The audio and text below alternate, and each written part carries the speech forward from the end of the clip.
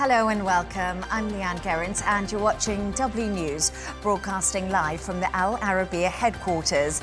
These are our top stories. The Kremlin responds to Trump saying a conversation between the US President and Putin can be arranged. Myanmar declare a week of national mourning after over 2,000 people die in Friday's devastating earthquake. And a 4-year prison sentence and ban from public office for 5 years. French National Rally leader Marine Le Pen is found guilty of embezzlement.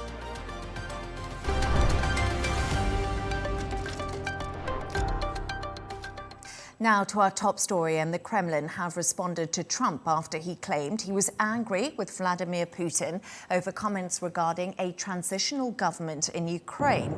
The US president said Putin's proposal, which could push out Zelensky, were not going in the right direction. Russia have now said a conversation between Trump and Putin can be arranged, as Putin remains open to contact with the US president during their peace dealings with Ukraine.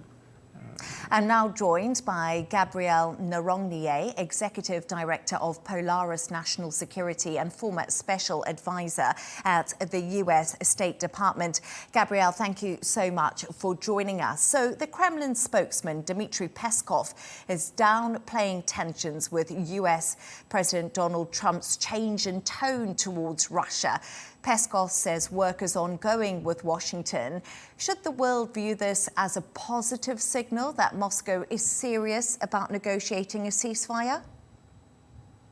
Well, thank you for having me. Thus far, all the signs we've seen from Moscow have not been serious, that they are actually interested in either an equitable ceasefire or a peace treaty that is anything other than basically a delay for a second invasion of Ukraine.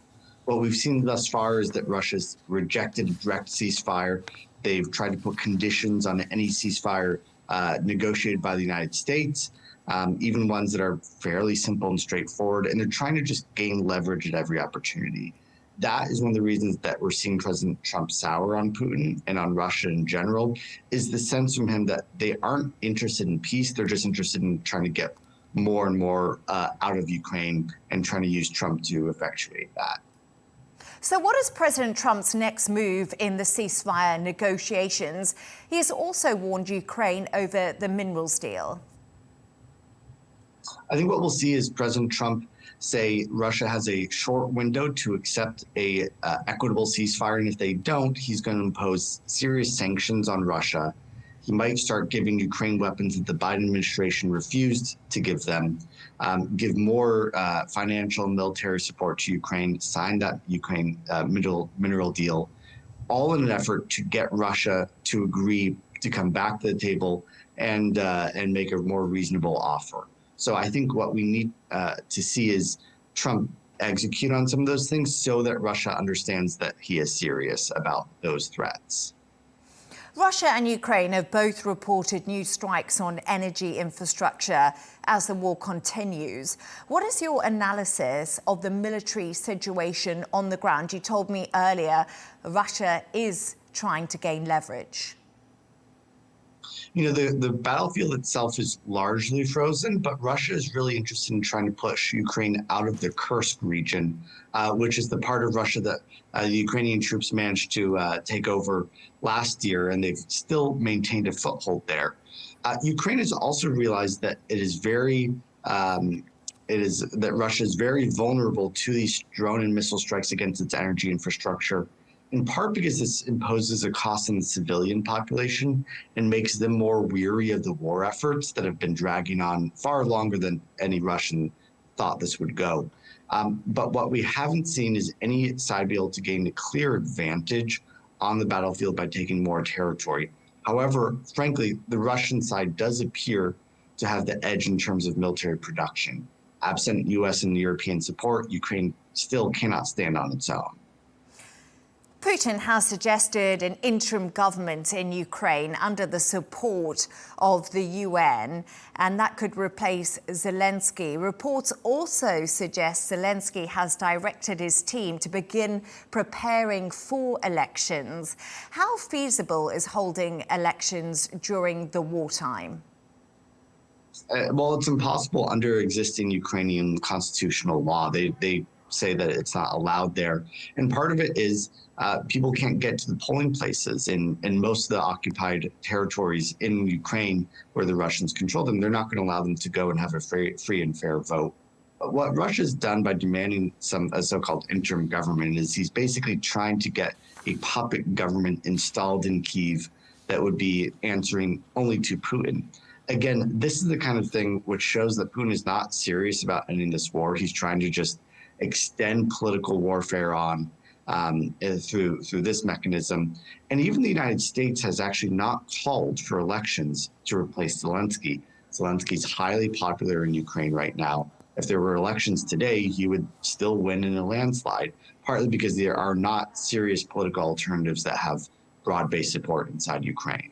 And on the topic of elections, can Trump serve a third term as US president? We have heard him speaking about this. So the United States 22nd Amendment does have a prohibition on any president serving 3 terms.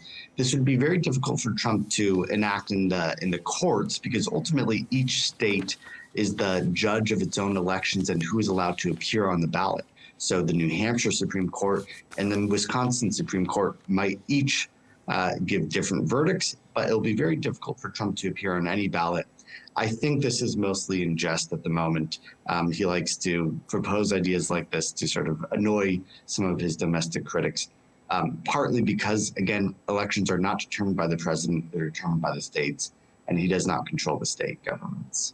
And also to keep us media on our feet, Gabriel Noronha, Executive Director of Polaris National Security and former Special Advisor at the US State Department. Always great to have your insights. Thank you. Thanks for having me.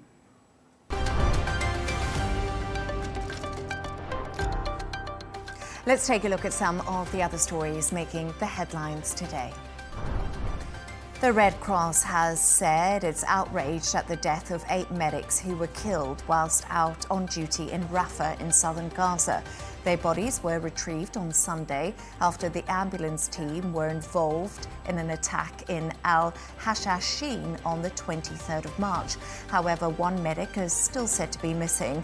It is not yet clear who opened fire on the convoy, although Hamas have blamed Israeli forces. A deal between TikTok's Chinese parent company ByteDance and a new buyer must be struck before the deadline on Saturday. President Trump set the date back in January to find a non-Chinese buyer and told reporters on Sunday he'd like TikTok to remain alive.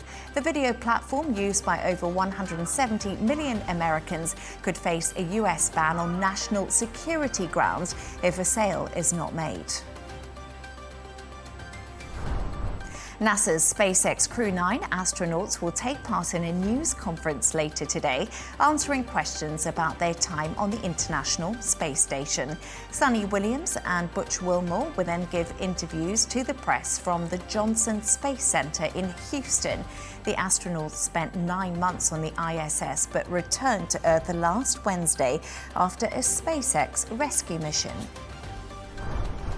And a British explorer has become the first female to complete a solo trek of Canada's Baffin Island.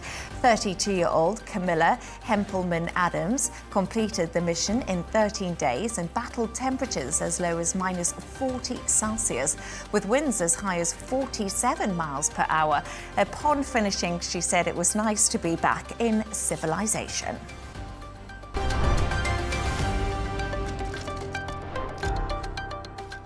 Myanmar has declared a week of national mourning after more than 2,000 people are said to have died in the region following Friday's earthquakes.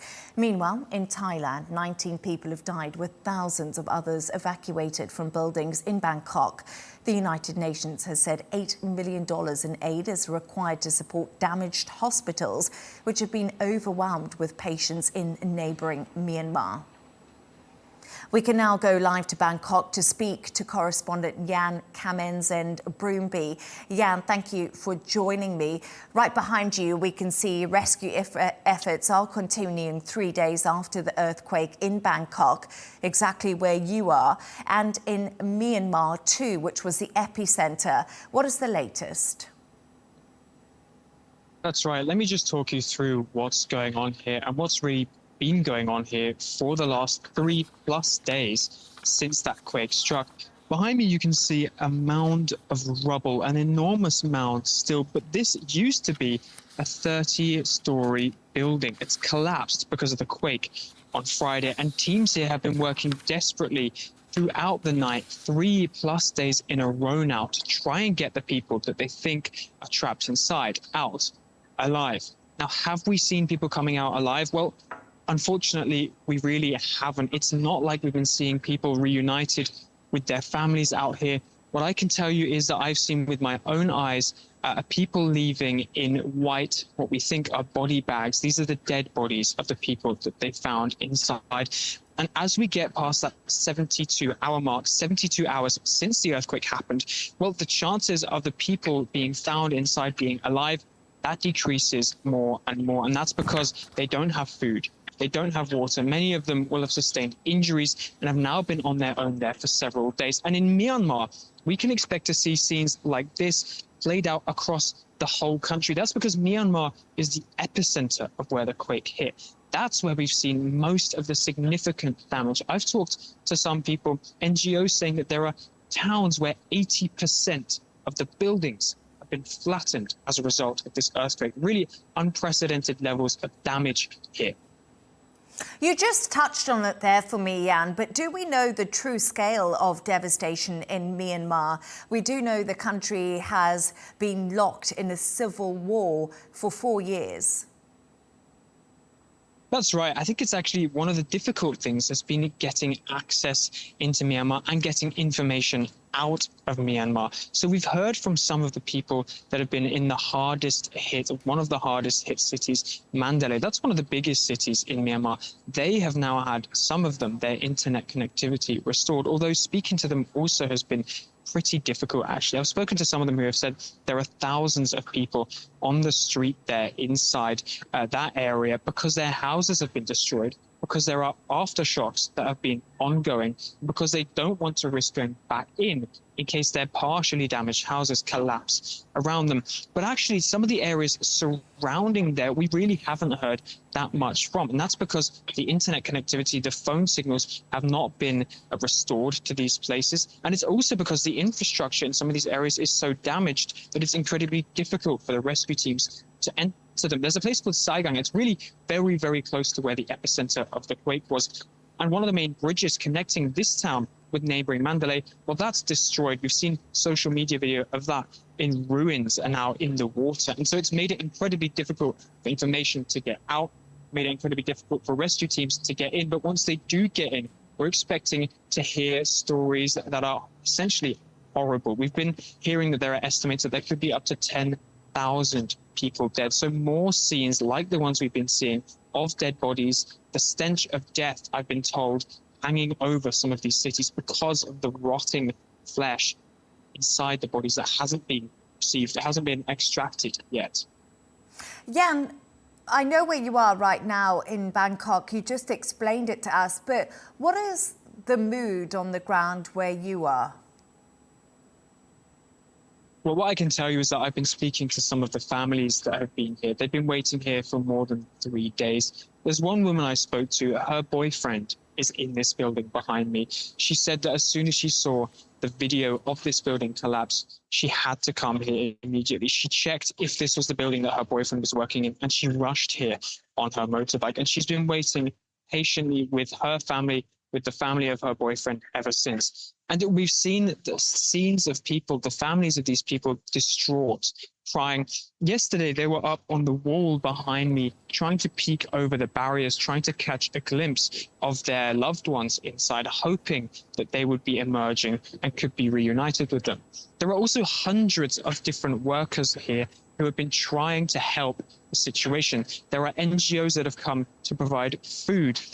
We've seen American military people coming to assist the evacuation, assist the attempt to extract these people. There's a forensics unit right next to me. That's here so that they can identify the bodies that they remove from this area. So I will say that the sense of hope, I think, is really drifting away here as we move forward in time. That sense of hope that we'll see the people in there alive is really starting to decrease. But some of the families I've spoken to, that woman whose boyfriend is in there, she said, there's nothing I can do now. All I can do is pray and hope. Jan Camenzind, Broomby in Bangkok. Extremely emotional reporting. Thank you very much for painting that picture for us.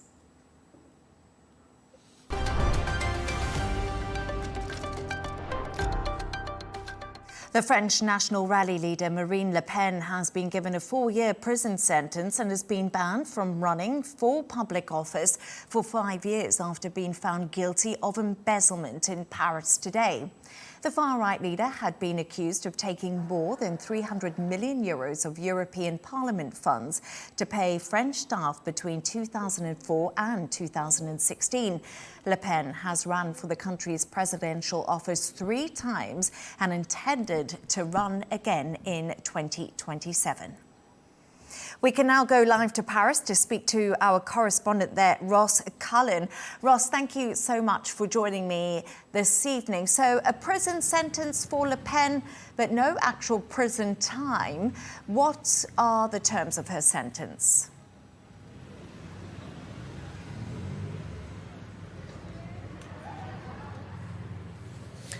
Well, Leigh Ann, you're joining me just outside the National Rally Party political headquarters here in the southwest of Paris. We are waiting, you can see a lot of the media behind me, for Marine Le Pen to make her first public appearance since she entered that building about 6 hours ago after leaving the High Court, after learning of her guilty verdict and then the sentencing, 4 years in jail, 2 years suspended, 2 years wearing an electronic tag, a fine of $108,000, and also, most significantly, most importantly, being barred from running for public office for 5 years, effective immediately. We have had no official on-camera statement from Ms. Le Pen so far today. She is expected on national television a little bit later to make a statement, but you could just see, I'll turn behind if she does indeed leave the headquarters of the National Rally behind me. We have heard from the president of her party, Jordan Bardella, who has this afternoon called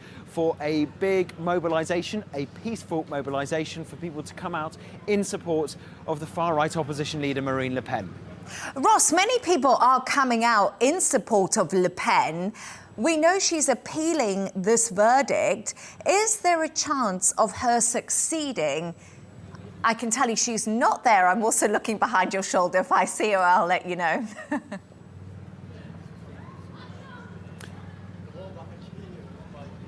Yeah. Yeah, Elon Musk, who is one of the leading government advisors to Donald Trump, of course, the world's richest man. He has this afternoon tweeted his support of Marine Le Pen. The Hungarian Prime Minister Viktor Orban has also thrown his support behind her. The Dutch far-right leader Geert Wilders, one of the Italian far-right leaders, Matteo Salvini, all of them supporting Marine Le Pen this afternoon. In fact, one of her spokesmen did come out of that building a couple of hours ago and said that the decision by the judges was sleazy and disgusting. But the European Union felt they had a case. They brought these court proceedings in November last year for the embezzlement of EU funds, and she was found guilty of that today. And so this sentence has been applied, but you're right that she will be appealing against that sentence. 29-year-old Jordan Bardella is tipped to replace Le Pen, Ross. How likely is that, and what's his background?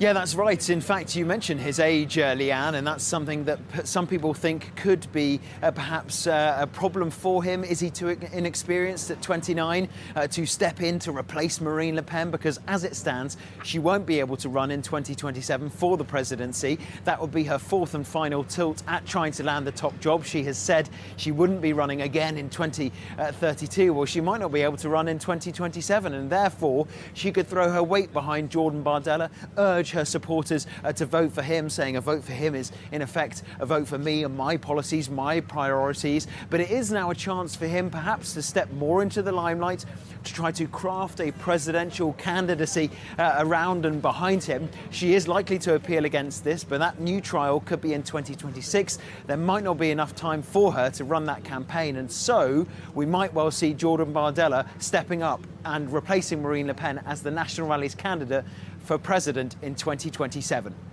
Ross Cullen in Paris, eagerly awaiting Marine Le Pen. Thank you so much for joining us.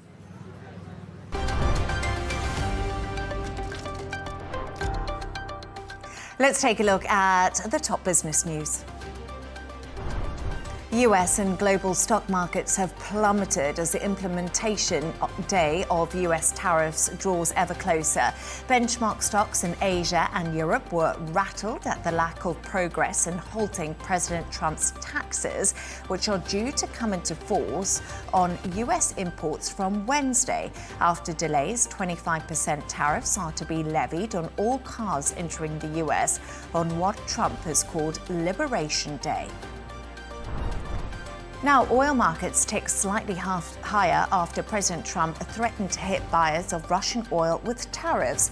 The gains were muted as traders tried to determine how seriously to take the latest announcement from the White House.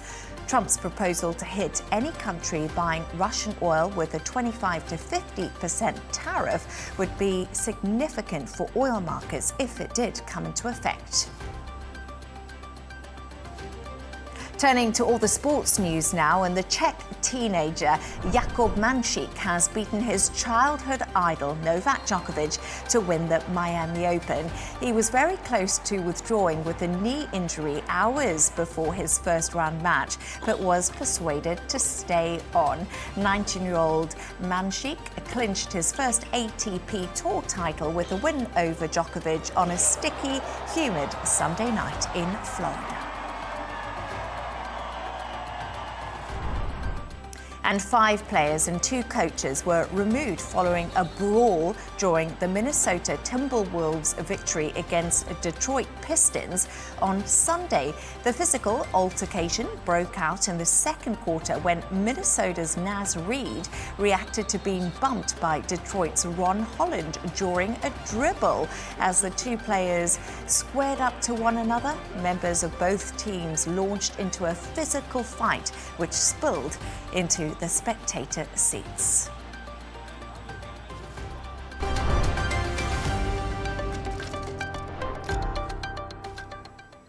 Now, the British Prime Minister has welcomed the creators of the Netflix show Adolescence to Downing Street today. The drama series, which deals with misogyny and radicalisation of young boys online, recently set a Netflix record with 66.3 million views in just 2 weeks. Keir Starmer told Parliament he had watched the programme with his 2 teenagers and even suggested it should be played in schools to educate young people. Here's a reminder. Prime Minister. Yes, and at home we are watching Adolescence with our children. I've got a 16-year-old boy and a 14-year-old girl. It's a very, very good documentary to watch, or drama. This violence carried out by young men, influenced by what they see online, is a real problem. It's abhorrent, and we have to tackle it. We are putting in specialist rape and sexual offences teams in every police force, doing work on the 999 calls. But this is also a matter of culture that I think it's important that across the whole House we tackle this emerging and growing problem. We can now speak to psychologist Emma Kenny. Emma, thank you so much for joining me. For anyone who hasn't watched the show yet, can you tell us what it's all about and why it has just had such a massive impact? Well, the premise is that a child, Jamie Miller, a teenager, he gets arrested because he's suspected of killing his classmate, Katie Leonard. And then over the period of the series, it kind of goes into, firstly, how parents didn't know that these kind of things can happen online, that young people can be radicalized in their own bedroom, on their own phone or laptop. And it also goes through the emotional experience of understanding some of the motivations behind the way that the child's feeling, which is ostracized, bullied, humiliated. And I think people have connected with it more than anything, because right now, particularly in the UK, there is a feeling of helplessness amongst a lot of youth. And I think that it highlights that it's multifaceted. You can't just look at a child who acts in a way that's intolerable and absolutely unsophisticated in the way that they carry it out, and also just totally unexcusable. You can't just look at them and say, well, it's the problem on you. I think one of the things that the series has caught fire for is because essentially it's trying to unravel the fact that there is a social responsibility and we're all part of that social fabric. It's too easy to say, well, this person's to blame. We have to think, well, what is the narrative going on? What are the stories being told? What are the sites being accessed? And most importantly, why? Why are young people doing these things? Why is knife violence in the UK going through the roof? Why is adolescent crime increasing? These are questions that can't just affect the individual. They have to be something that the whole society around it understands and takes some responsibility for. And I think that's probably why it's provoked such a reaction, because every parent, every child has some relationship with the themes that are happening right now. Yes, Emma, I watched it and I felt very emotional. It's a difficult watch. And there's a huge emphasis on parental responsibility and whether enough was done at home to prevent what took place. We really saw very, very strong emotions from the parents. Does that ring true in real life too? I mean, I think that when you look at the actors that are actually playing the parts, and also we're meant to believe that this child came from a relatively well-adjusted family and therefore it can happen to literally anyone in society, I think that probably there's a myth there to some degree, because often there's a great deal of dysfunction and trauma in violent children's family backgrounds. It's not always the case, but I always think that if we're going to speak about something that needs to change, we almost have to speak about the most challenging parts of that fabric, which is actually a lot of children are living in lives in the UK and around the Western world as well, which are actually very challenging. And therefore, when I watched it, I'm gripped by the acting. I mean, who can't be gripped by the acting? It's absolutely incredible on every single level. But for somebody like myself who worked with young offenders, and I specialised for a decade with young people who committed high-level crimes, and usually they had either been involved with the system or they were at risk of becoming involved in the system, the actual experiences of their primary lives have been as victims a great deal. So their families weren't functional, the parents weren't together, they hadn't got an income situation where they were economically sound. And I think that that's one of the challenges when I watch it. I like it as a drama, but I think sometimes there's a bigger story to be told about what's going on and why these children are so isolated and alienated and feel abandoned. And maybe we need to question as a society, particularly in the UK, the fabric of our communities falling apart, the division and all those things that tell young men in particular a really strong message, which is you should not like yourself. And when you add to that all the other dysfunctions that come into play, you can understand that young people are searching to find mentors, to find role models, to find individuals who speak to them, who notice them. And unfortunately, for every positive influence out there, there are negative influences too. And it's who you are coming across online as well that can change the state of play as to whether you're pro-social or negative social. As a psychologist, you're just explaining to me, you know, what you do and how the bigger story needs to be told. But why are we seeing this worrying trend amongst young people? But it mainly seems to be teenage boys. Adolescence has shone a light on the issue. But is there a solution? What is the answer to this? It's such a multifaceted question to answer. So first of all, I genuinely think in the UK in particular, that's where I live, that's where I reside, that's where I've worked, so that's where I have more expertise. I genuinely believe there is almost a national dysphoria. People aren't allowed to be prideful if they're young, particularly white working class young guys. And people want to have meaning in this world and want to have purpose. And if you're already demoralized pretty much from the get-go, if you're already facing a lifetime of apology just for existing, and that's happening, then you're going to sometimes internalize the rage that you feel and the internalized feelings of being rejected and abandoned by your social experience. And then add to that the fact that people are dealing with economic problems. So poverty is just growing by the day. day. And then there is a disparity of wealth. So you get some people who are very wealthy, some people are very poor, and young people feel a level of rage because of that. Add to that, and this is probably something that is not talked about enough, but particularly in the UK, I see a massive, massive impact of the pornification of our society. So the way that girls are viewed and women are viewed, it's completely skewed. It's completely incorrect. It's grotesque, in fact. But actually, there is such a attentional position on particular individuals who are out there being almost rewarded for the most extreme behaviors as women. And then that trickles down to expectations of young boys and men. And so when you add all that together, and because we're not doing enough to actually approach this positively, you know, Keir Starmer can say what he likes. The cuts in the UK have been dreadful on a mental health level, on an intervention level, and young people want to belong. That's the main thing about being a young person. It's hard. You feel isolated. You think no one understands you. And it doesn't matter if they do. You don't feel it. So you're looking for somewhere to go. And that's why people join cults. And the thing about the online lifestyle now is that you don't even know you're being radicalized. You just think you belong. And belonging is one of the most core fundamental needs of a human being. So if you add all of that together, and then the invisibility level that so many children feel these days, and then the trauma that so many go through, it's a cooking pot of possibility for a whole range of issues of radicalization, from kids joining far right to Muslim radicalization to young women being drawn into situations that I think highly, highly toxic and bad for them with a reward monetarily. All of those things collude and collide.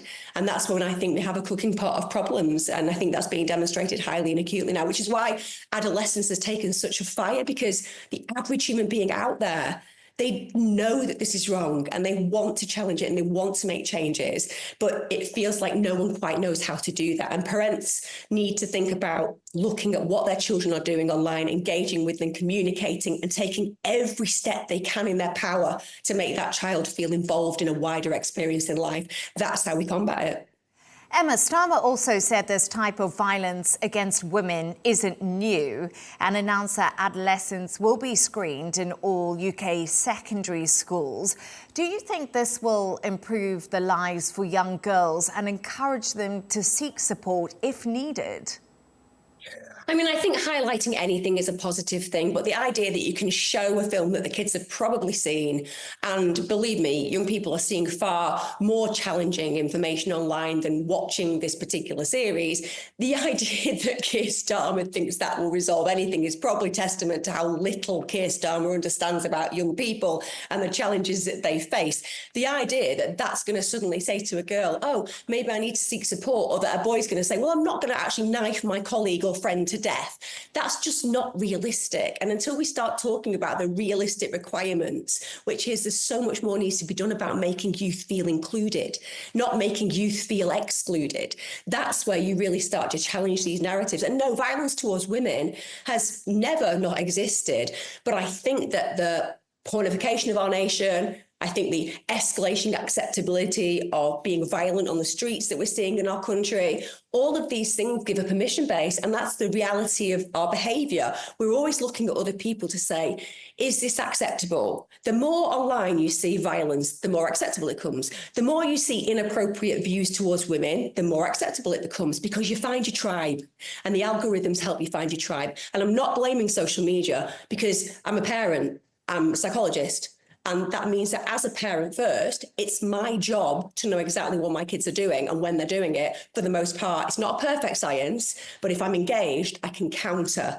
So I think that probably Keir Starmer needs to think about investment and actually dealing with the issues of radicalisation across the board, because it's speaking of an issue for the child, and the child feels like the world is not representing them, the world is not kind to them, they're not being heard, and they feel angry. And the thing about being a teenager is more than anything, you feel a level of rage sometimes you can't control. And if we don't manage it effectively, these kind of things happen again and again. We know that even this particular series was based on young people being stabbed. At the end of the day, Ava White got stabbed. Also, Leigh Ann Gerrans, she got stabbed. These are things that happen on a day-to-day basis. And so this film is brilliantly put together, but it doesn't necessarily challenge the reality of why young people feel so alienated and ostracized and angry. And we're not excusing that, but until we actually dissect that, then we can't change it.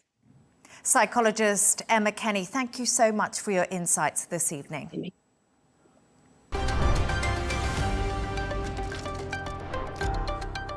A reminder of our top stories. The Kremlin responds to Trump saying a conversation between the US president and Putin can be arranged. Myanmar declare a week of national mourning after over 2,000 people die in Friday's devastating earthquake.